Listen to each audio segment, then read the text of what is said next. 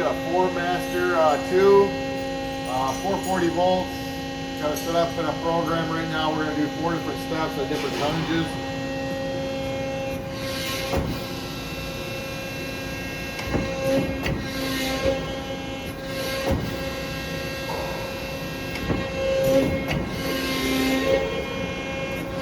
This is 150 ton.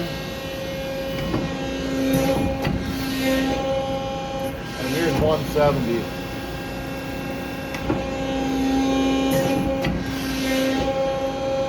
Over to reversal, position.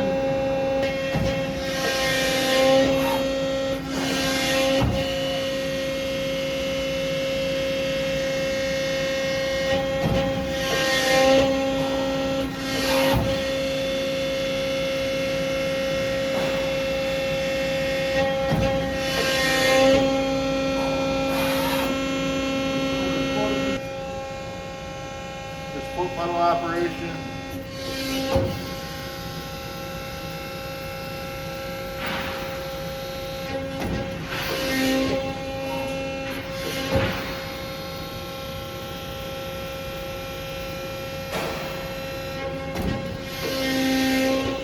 And we'll go to setup real quick here.